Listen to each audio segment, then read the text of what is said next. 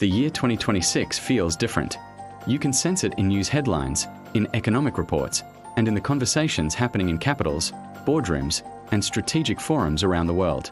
This year is not just another chapter in history.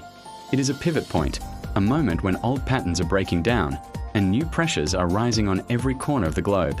To understand what is happening, we must look beyond the surface of daily headlines.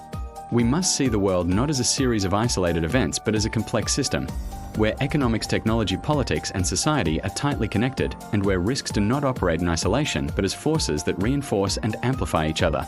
In January 2026, world leaders, business executives, and policymakers gathered in Davos, Switzerland, for the annual World Economic Forum.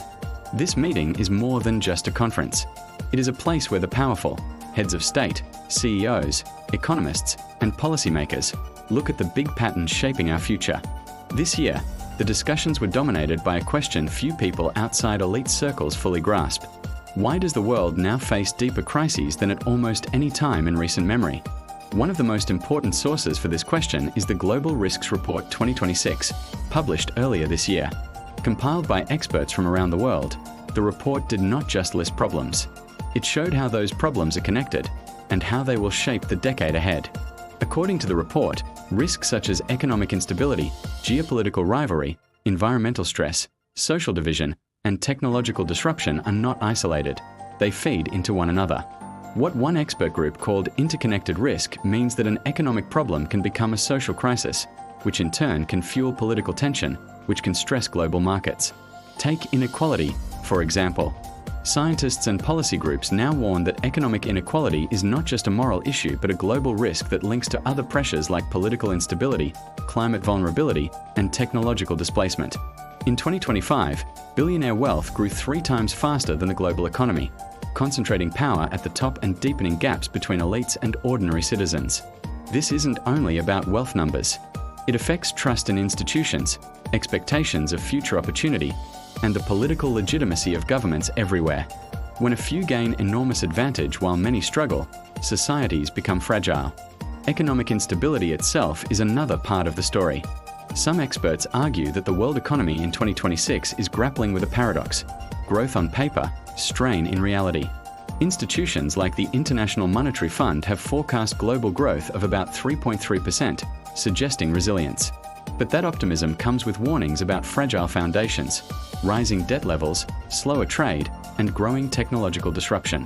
When governments borrow to stimulate growth, they can mask short-term problems but risk long-term instability, especially if investor confidence weakens or interest payments rise. Technological change is another critical force. Artificial intelligence, once seen mainly as an opportunity for innovation, is now also being discussed as a major source of disruption. At the Davos 2026 discussions, business leaders and economists warned that AI's rapid expansion could concentrate wealth even more, threaten jobs, and widen the gap between those who control technology and those who do not. When technology grows faster than policies, protections, and social safety nets, it creates both winners and losers, and often the losers are already vulnerable. Geopolitical tensions are rising too. Trade policy, state rivalry, and shifting alliances are reshaping international relations. Middle powers are beginning to adjust strategies that once depended heavily on historic partnerships, while new blocs and coalitions emerge to protect economic interests. This is not simple competition. It is a fundamental reordering of global economics, where old systems of dependency are questioned and new forms of cooperation are being imagined. Even issues once thought separate, like security, climate, and technology, now collide. Extreme weather events, driven by climate change and reinforced by shifting environmental patterns, create humanitarian crises that ripple through economies and societies. Floods, droughts, and unstable weather hit regions hard, damaging infrastructure, reducing agricultural output, and forcing mass movement of people. Environmental stress is no longer a distant future worry. It is here now, damaging lives and affecting economic stability.